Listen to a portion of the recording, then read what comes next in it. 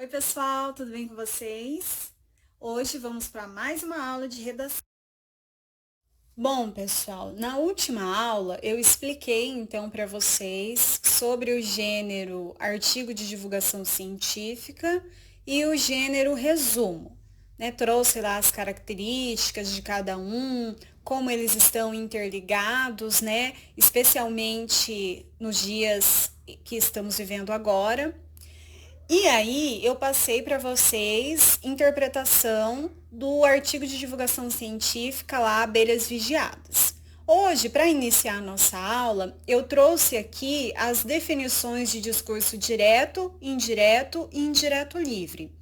Vocês com certeza trabalharam no ano passado, porque no material de vocês tem a transposição do discurso, que nada mais é do que você geralmente pegar um trecho de uma entrevista e passar ele para o discurso indireto. Então, pego o discurso direto e passo para o discurso indireto, que costuma cair muito na UFPR, sempre cobra esse tipo de produção textual. E como eu disse, estava já no material de vocês, então provavelmente vocês trabalharam no ano passado. Então, só para recapitular, o discurso direto é aquele que o narrador reproduz as palavras de outra pessoa ou personagem, separando-as das suas, utilizando para isso dois pontos, aspas, ou travessão de diálogo. A gente costuma ver muito em narrativa, especialmente quando a gente começa a produzir texto, a gente faz muito uso de falas, né?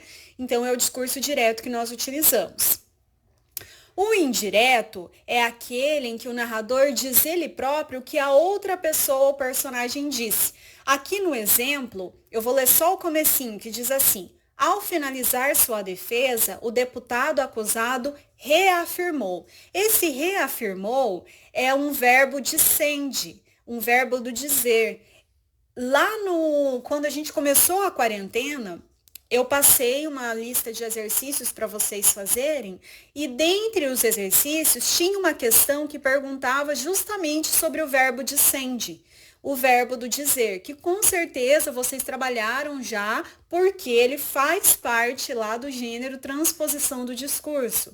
Então, vocês devem ter aquela listinha que contém todos os verbos dicende, ou pelo menos os mais utilizados, que são utilizados para quê? Para passar o tom que a pessoa, que o entrevistado quis dizer, e aí o narrador utiliza esse verbo para passar esse tom. Então, apurou, aconselhou, no caso aqui, reafirmou, todos passam já um sentido quando são utilizados, ok? E o indireto livre, o narrador, mais do que dizer ele próprio o que outra pessoa ou personagem disse, assume o lugar da outra pessoa em seus sentimentos, pensamentos, enquanto coloca a sua própria narrativa.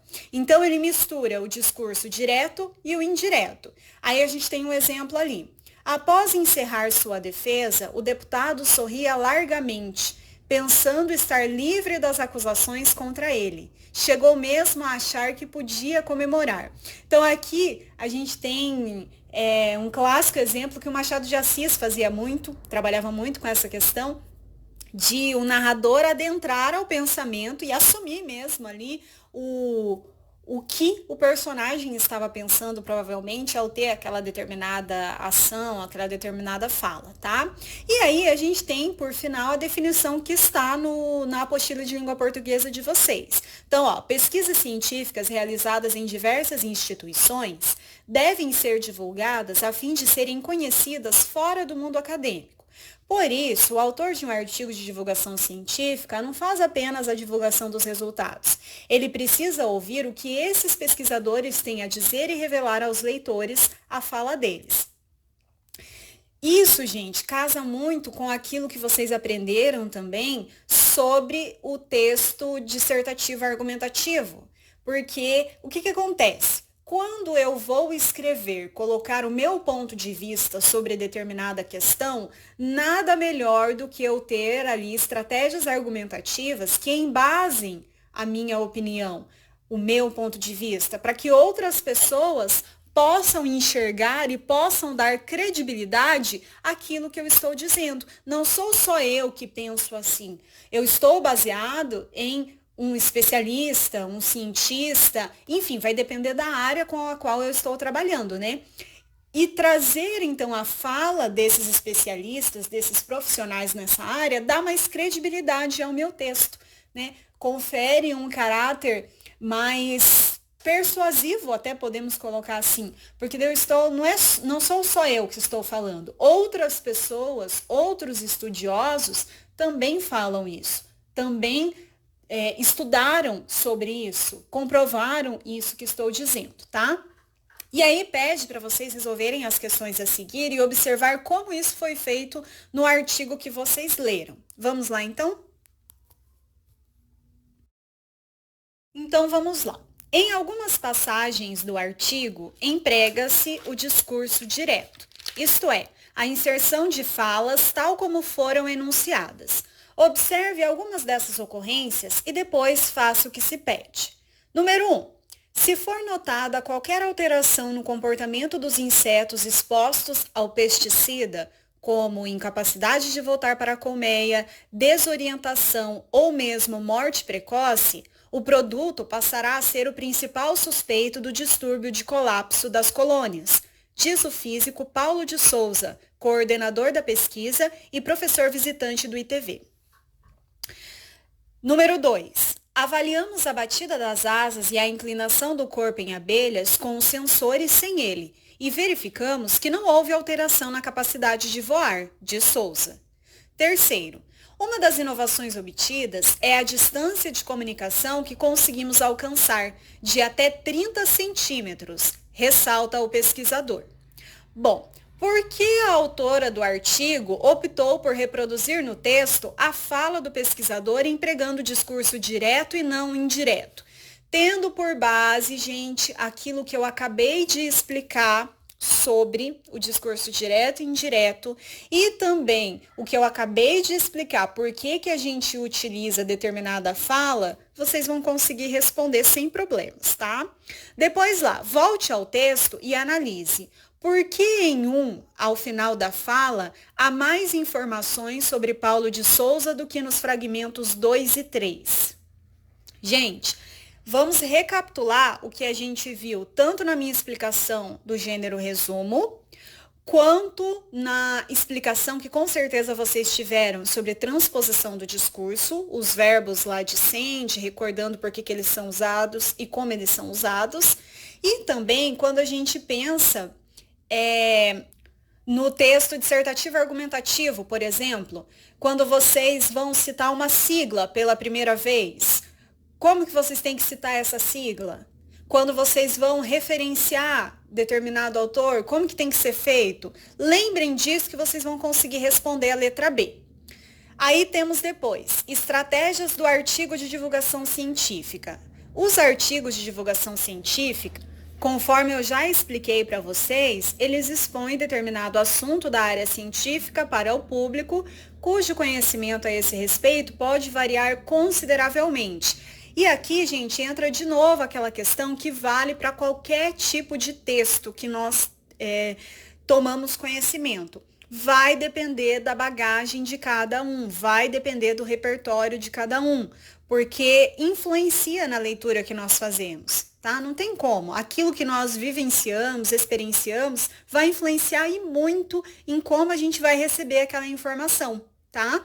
Além de buscar tornar o texto compreensível a um público heterogêneo, ou seja, vai ter aqui uns que conheçam mais sobre o assunto e outros que conheçam menos, o autor precisa evidenciar a importância da pesquisa e atribuir credibilidade ao estudo. Para tanto, recorre a algumas estratégias, as chamadas estratégias argumentativas. E aí tem uma dica ali do ladinho. Textos de caráter científico, como o artigo de divulgação científica, em geral, assumem uma posição de impessoalidade e objetividade, sem marcas do ponto de vista de um sujeito particular. Por quê, gente? Se a gente coloca a questão da opinião, a gente já não vai atingir todo mundo, principalmente nesse momento que estamos agora, em que há essa polarização. Se nem o texto de caráter científico está sendo respeitado como tal, se nem a ciência é respeitada, imagina se a gente coloca então a opinião. Então, é preferível que ele seja impessoal e objetivo. E é claro, gente, que está implícita a opinião de quem produziu. Se eu vou me debruçar sobre uma determinada temática, tá? Desenvolver ali uma pesquisa, trazer estudos, trazer autores para embasar a minha pesquisa, é óbvio que eu tenho o meu ponto de vista colocado ali.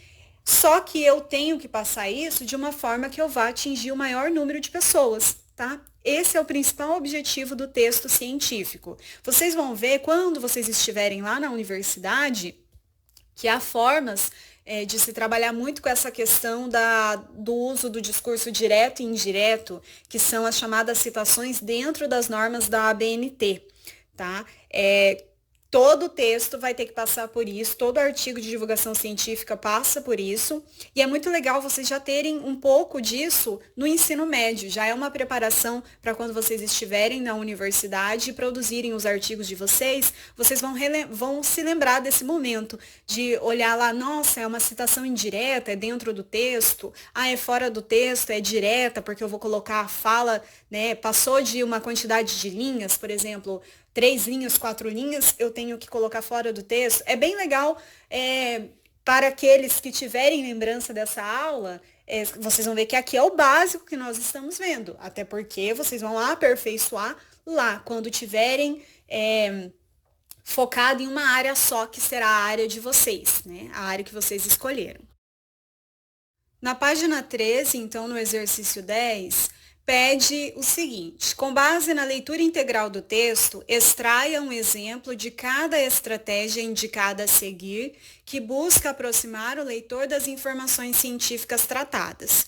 Letra A. Exemplificação. Essa é uma das principais estratégias em textos de divulgação científica, pois é uma forma de tornar os conceitos mais compreensíveis.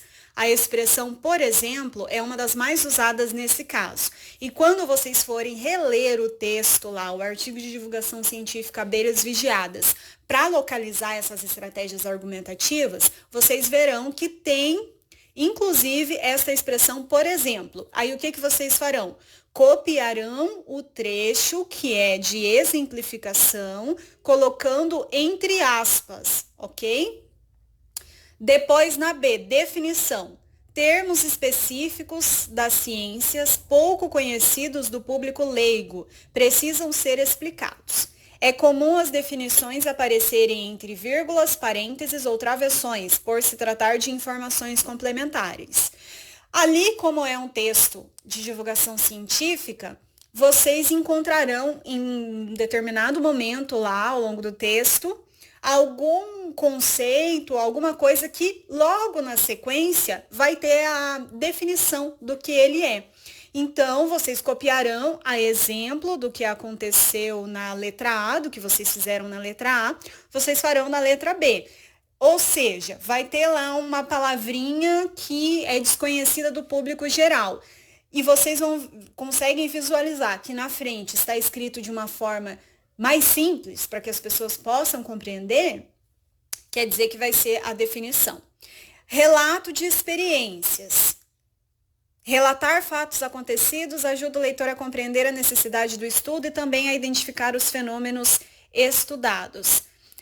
Às vezes, pode aparecer até a localização, o local em que aquele estudo foi desenvolvido, aquela pesquisa foi aplicada. E aí entra como relato de experiência. Recursos visuais, fotografias, esquemas, quadros explicativos e infográficos são alguns dos vários recursos visuais e ou verbo-visuais que podem facilitar a compreensão de informações mais complexas. Aqui, ao invés de copiar o trecho, se lá no artigo tinha alguma dessas informações, ou uma fotografia, ou um quadro, enfim, vocês vão descrever o que tinha. Tinha uma fotografia de abelhas, tinha um esquema, tá? É isso que vocês farão aqui. Na página 14, a gente tem ali um resuminho do artigo Abelhas Vigiadas, que foi produzido por um aluno do ensino médio para compor um painel informativo sobre alterações ambientais. Observem bem a estrutura desse resumo, porque daqui a pouco vocês precisarão fazer um similar a este, tá? Então vamos observar. Além de fornecer as informações essenciais do texto base aos demais alunos da turma, os quais não leram o artigo, o autor do resumo foi orientado a fazer um texto autônomo, isto é, que não exige do leitor o conhecimento prévio do artigo. Ou seja, gente, o resumo tinha que ser tão excelente que não era necessário ler o texto original para compreender o que tinha lá no texto base, tá? Então vamos ver. Leia o resumo e verifique as estratégias desse aluno para cumprir a proposta. Em artigo publicado pela revista FAPESP, julho de 2014, então já tem o início aqui referenciando, né, o artigo, o suporte, ou seja, onde ele foi publicado e a data em que ele foi publicado. Vamos lá. São divulgados estudos que visam entender o comportamento das abelhas e explicar possíveis causas para o desaparecimento desses insetos. Então, aqui está mostrando qual foi o objetivo daquele artigo. Esse fenômeno de proporção mundial, conhecido como distúrbio de colapso de colônias, vem ameaçando não somente a produção de mel, mas também a polinização de diversas espécies vegetais. Aqui nós temos o conceito, a definição do que é esse distúrbio de colapso de colônias e o impacto desse fenômeno no mundo. Essa passagem, além de orientar melhor o leitor sobre as questões abordadas no artigo, apresenta fatos que validam a importância de se estudar o desaparecimento das abelhas e, consequentemente, a produção de alimentos. A pesquisa sobre a qual o artigo mais se atém é coordenada pelo físico Paulo de Souza. Aqui, então, é informado, gente, qual das pesquisas é explorado de maneira mais detalhada, cujos estudos relacionam o desaparecimento de uma determinada espécie de abelha ao uso de pesticidas, em experimento conduzido na Tasmânia, e as variações climáticas extremas, em experimento desenvolvido no Brasil. Então, aqui resume o objetivo da pesquisa coordenada pelo físico Paulo de Souza.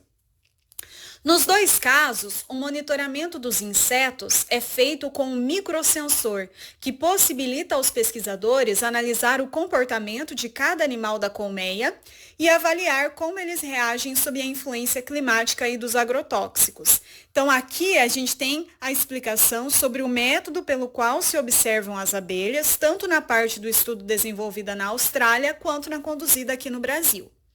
A hipótese de defensivos agrícolas tóxicos causarem a mortalidade de abelhas é reforçada ao final do texto, quando é mencionado o trabalho conduzido pela equipe do professor Osmar Malaspina. Aqui, então, é citada outra pesquisa, né? Mostrando a relação entre as pesquisas que foram citadas, que apresenta fortes indícios do impacto dos pesticidas na expressiva perda de colmeias nos últimos anos no Brasil. Semelhante ao que fez quando apresentou a pesquisa conduzida por Souza, o autor do resumo mencionou o enfoque dos estudos de Malaspina. Além disso, o texto permite entrever que esse pesquisador já tem algumas conclusões sobre o desaparecimento das abelhas, ao passo que o outro apresenta hipóteses para esse fato. Então, ele faz essa comparação. Aí nós temos quem produziu o texto, que é o Heitor Marcondes, de 16 anos, aluno da segunda série do ensino médio, assim como vocês. Aí pede para vocês se questionarem se o autor do resumo cumpriu adequadamente a proposta. Então, assim, foi produzido visando o público do ensino médio? Vocês como alunos do ensino médio, acham que esse texto chegou até vocês da forma que deveria chegar? Vocês acham que ele expôs o que estava no texto base de forma que não foi necessário, que não seria, na realidade, necessário fazer a leitura do artigo de divulgação científica? Tá? Ele relacionou as ideias que estavam presentes lá no texto na ordem que elas apareceram? É isso que vocês vão responder aqui, tá? Aí depois nós temos ali ao final uma explicação sobre o gênero resumo, a qual nós não veremos porque eu já trabalhei com vocês. Aqui eu não vou, então, ler essa parte aqui da explicação sobre o resumo, porque eu já expliquei para vocês, tudo bem? Vamos direto para a interpretação do resumo. Para iniciar o texto, o autor do resumo optou por referenciar o artigo da seguinte maneira: em artigo publicado pela revista FAPESP, julho de 2014, assinale entre as alternativas outras formas válidas de mencionar o texto no qual o resumo se baseia. E aí vocês vão relembrar daquilo que eu expliquei sobre os elementos que são necessários estarem em um resumo, de preferência logo no início do texto, logo no início do resumo. Lembrando dessas características, desses elementos, vocês vão assinalar as alternativas que condizem com essa informação que eu passei. Depois, caso o resumo tivesse sido redigido por um aluno do curso de biologia, a fim de estudar para um projeto que desenvolve há alguns meses e que tem por objetivo ajudar os apicultores da região a minimizar a mortalidade das abelhas, quais informações seguintes poderiam constar em seu resumo? Aqui vocês têm que levar em consideração que essas informações vão depender bastante da linha de pesquisa do aluno e dos seus interesses. No caso aqui, o que vocês têm que levar em consideração, gente? É um aluno do curso de biologia, que está aqui no enunciado, né, colocado para vocês. Se ele é um aluno do curso de biologia, provavelmente ele já tenha conhecimento de determinadas informações.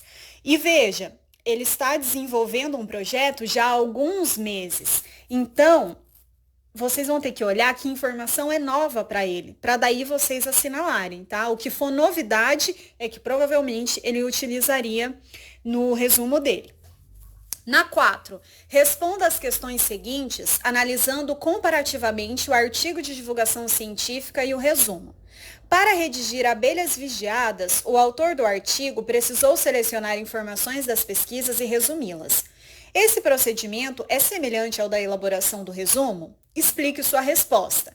E aqui, gente, é só vocês pensarem quando a gente vai produzir, por exemplo, o texto dissertativo argumentativo. Geralmente, a gente tem um tema e dentro desse tema a gente tem um recorte temático. Esse recorte temático nos permite selecionar de forma mais adequada as informações necessárias para produzir um texto sobre aquele assunto. Então, observando aqui, nesse processo de selecionar informações, é semelhante quando a gente vai produzir um resumo e quando a gente vai produzir um artigo de divulgação científica, ainda que vocês não tenham produzido um artigo de divulgação científica, vocês já devem ter observado algumas semelhanças e algumas diferenças.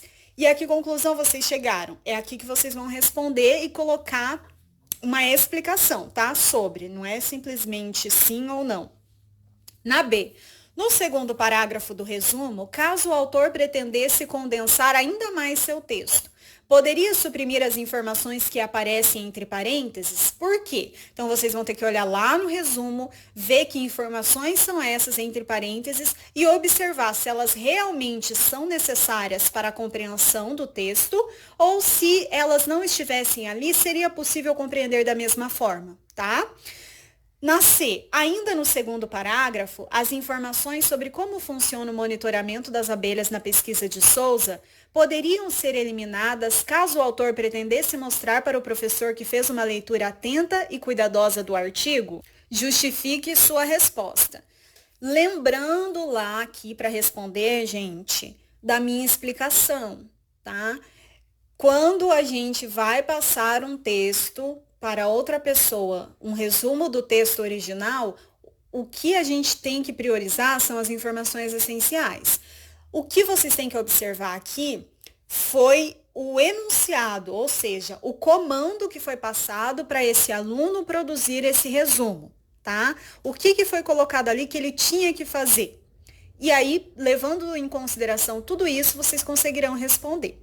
Depois, temos ali uma proposta de redação da Unicamp que propõe ao candidato a criação de um resumo com base em um trecho de texto extraído de uma revista de divulgação científica. Vamos lá ver o que é que a gente terá que fazer. Vamos lá, então, ver a proposta da Unicamp, pessoal. Imagine-se como um estudante de ensino médio de uma escola que organizará um painel sobre características psicológicas e suas implicações no plano individual e na vida em sociedade. Nesse painel, destinado à comunidade escolar, cada texto reproduzido será antecedido por um resumo. Você ficou responsável por elaborar o resumo que apresentará a matéria transcrita abaixo, extraída de uma revista de divulgação científica. Nesse resumo, você deverá apresentar o ponto de vista expresso no texto a respeito da importância do pessimismo em oposição ao otimismo, relacionando esse ponto de vista aos argumentos centrais que o sustentam. Atenção! Uma vez que a matéria será reproduzida integralmente, seu texto deve ser construído sem copiar enunciados da matéria.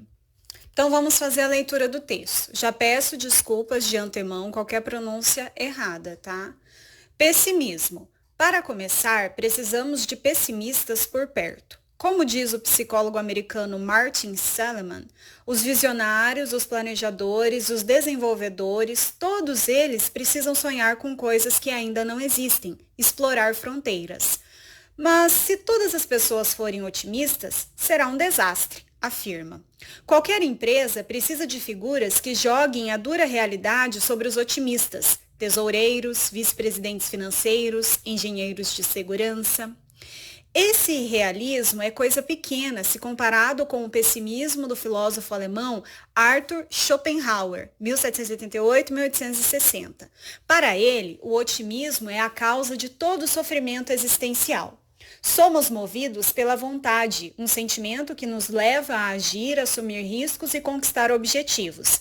Mas essa vontade é apenas uma parte de um ciclo inescapável de desilusões. Dela, vamos ao sucesso, então à frustração e a uma nova vontade. Mas qual é o remédio, então? Se livrar das vontades e passar o resto da vida na cama sem produzir mais nada? Claro que não. A filosofia do alemão não foi produzida para ser levada ao pé da letra. Mas essa visão seca joga a luz no outro lado da moeda do pessimismo, o excesso de otimismo, propagandeado nas últimas décadas por toneladas de livros de autoajuda. O segredo por trás do otimismo exacerbado, do pensamento positivo desvairado, não tem nada de glorioso. Ele é uma fonte de ansiedade. É o que concluíram os psicólogos John Lee e Joanne Wood, da Universidade de Waterloo, no Canadá. Um estudo deles mostrou que pacientes com autoestima baixa tendem a piorar ainda mais quando são obrigados a pensar positivamente. Na prática, é como se ao repetir para si mesmo que você vai conseguir uma promoção no trabalho, por exemplo, isso só servisse para lembrar o quanto você está distante disso. A conclusão dos pesquisadores é que o melhor caminho é entender as razões do seu pessimismo e aí sim tomar providências. E o que é pior... E que o pior é enterrar os pensamentos negativos sob uma camada de otimismo artificial. O filósofo britânico Roger Scruton vai além disso. Para ele, há algo pior do que o otimismo puro e simples. O otimismo inescrupuloso. Aquelas utopias que levam populações inteiras a aceitar falácias e resistir à razão. O maior exemplo disso foi a ascensão do nazismo, um regime terrível, mas essencialmente otimista. Tanto que deu origem à Segunda Guerra com a certeza inabalável da vitória. E qual a resposta de Scruton para esse otimismo inescrupuloso? O pessimismo, que, segundo ele, cria leis preparadas para os piores cenários. O melhor jeito de evitar o pior, enfim, é antever o pior. E aí a gente tem ali a definição de utopia, né, que são projetos de natureza irrealizável, fantasias, falácias, que são quaisquer enunciados ou raciocínios falsos, que, entretanto, simulam a veracidade, raciocínios verossímeis, porém falsos, enganos, trapaças, que é algo que a gente tem visto muito ultimamente, não é mesmo? Se nós pensarmos na situação que nós estamos, a gente está trabalhando muito com a negação, né? A gente está vendo muito um exercício de trabalhar com a negação do que está acontecendo na nossa sociedade e, para isso, mandar mensagens otimistas. Tudo bem, a gente não pode ficar só no pessimismo, mas também a gente não pode daí querer enxergar só o otimismo, não funciona. A gente tem que focar o quê? Vamos focar no realismo, uma dose de cada um seria o ideal. Isso pensando no nosso dia a dia. A proposta é outra. Vamos entender então qual é a proposta? Que está ali na página 17. A Conveste, comissão que organiza o vestibular da Unicamp, fornece ao candidato informações sobre a situação discursiva, isto é, orienta sobre o que, como, para quem e por que escrever o texto, além do suporte em que será veiculado. Na proposta do resumo, essas informações são destacadas das demais. Isso é muito característico da Unicamp, tá, gente? Ali eles não objetivam, pelo menos na maioria das provas a que eu tive acesso e também a informações pesquisando e tudo mais que eu tive acesso, é que o foco deles é que vocês sigam essa estrutura, sejam capazes de seguir o comando, a receita que eles passam ali. E não necessariamente que você traga algo novo sobre, claro que no caso do resumo não tem como mesmo, mas se fosse um outro tipo de proposta, não é a intenção que você traga algo novo. Geralmente, claro, todo vestibular vai passando por alterações, né, com o passar dos anos. A Unicamp agora dá a opção de escolher entre os dois textos, as duas produções textuais. Antes eram 3, depois passaram para 2 e agora você tem a opção de escolher uma das duas. Essa proposta é de 2013, então lá em 2013 você tinha que produzir mais de um tipo de texto. A quantidade de linhas, confesso que eu não consegui encontrar. Porém, pelas minhas pesquisas, o que eu consegui detalhar é que o máximo de linhas 24 e o mínimo, eu acredito, gente, um resumo de 7 linhas, um texto deste tamanho, não se enquadraria, né? Então, vamos trabalhar com um mínimo de 10 linhas, mas sempre pensando no máximo, tá? Isso, claro, na hora que vocês forem produzir o texto de vocês. Vamos lá, então. Após reler toda a proposta e o texto base, inicie a etapa de planejamento do seu resumo. Para tanto, responda as seguintes perguntas. Qual é a posição de enunciação, isto é, o perfil de autor que o candidato deve assumir? Gente, tá gritante lá, tá até em negrito, estudante de ensino médio, tá? Então, vocês vão assumir a posição de vocês mesmos, que são estudantes de ensino médio. Com qual objetivo o resumo será produzido? Observem lá que, além dele ser parte de um painel sobre características psicológicas, lá na 5ª linha está escrito exatamente o que vocês têm que fazer. Nesse resumo, você deverá, ali a gente tem a ordem, na 6ª linha e 7ª linha tem o que vocês têm que fazer. Apresentar o ponto de vista expresso no texto, tá? Depois, qual o suporte previsto para a veiculação do resumo? Novamente, olhando lá no enunciado, gente, organizar um painel. A qual público o resumo deve ser direcionado? Está escrito lá, destinado à comunidade escolar. Como a definição desse público impacta na linguagem e na seleção de informações do resumo? Gente, pensem, reflitam um pouquinho. Características psicológicas e suas implicações no plano individual e na vida em sociedade. Então, não é um tema tão simples assim de se trabalhar. Porém, vocês vão torná-lo mais simples, numa linguagem mais acessível possível para outros alunos, né, do colégio. Tá? Isso que vocês têm que pensar na hora de produzir o resumo de vocês. Produção. O texto base se desenvolve em torno de uma tese, isto é, de uma ideia geral que sustenta toda a matéria. Identifique a tese de pessimismo, bem como os argumentos que o autor utiliza para embasá-la. Então, a tese geralmente está no primeiro parágrafo e depois vocês vão observar quais são as argumentações utilizadas. Para fundamentar as ideias expostas no texto, o autor recorre a diferentes teóricos, a quem são atribuídas, respectivamente, as seguintes ideias. E aí vocês vão observar lá no texto, identificar quais são os teóricos e bem como quais são as ideias e colocar aí para ajudar vocês na hora de fazer o resumo. Qual relação essas citações estabelecem entre si? Bom, gente, Isso vai ser de acordo com o que vocês, por exemplo, se vocês fossem falar, o texto pessimismo fala sobre, resumidamente, se vocês fossem resumir em uma frase, é essa relação que essas citações estabelecerão. Com base nas suas respostas, faça a primeira versão de seu resumo, lembrando de considerar o público, tá? Depois de terminar o resumo, façam essa avaliação, gente, para ver se está dentro do que foi proposto, tá? Tem as informações centrais do texto base? Tem o ponto de vista que foi colocado lá, no caso, os pontos, né? Porque foi mais de um. A tese apresenta ali de forma clara, você colocou ela de forma clara, igual estava lá, você parafraseou, você reescreveu, tá? Foi preservada essa relação de ideias? As ideias estão bem articuladas? Ou está parecendo que é um resumo Frankenstein? Cada pedaço é de uma outra pessoa, tá? É isso que vocês farão nessa proposta. Essa proposta, gente, que tem início lá na página 17 sobre a exposição oral, a exemplo do seminário que tinha no outro material de vocês, nós ainda não faremos agora por questões óbvias, né? Não temos como fazer essa apresentação da forma que é necessária, mas guardaremos esta proposta para quando retornarmos, colocarmos ela em prática. Porque, assim como o seminário, gente, é interessante vocês terem essa experiência de apresentar trabalho, sabe, antes de ingressar na universidade. Então, é importante e é necessário.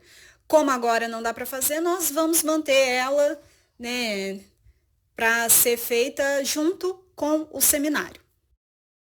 Bom, gente, como a aula de hoje foi bem cansativa, bem maçante por essa questão de leitura e interpretação de texto, então a gente vai encerrar por aqui. Vocês farão então essas interpretações e essa produção textual para a próxima semana, tudo bem? Até lá, pessoal, tchau!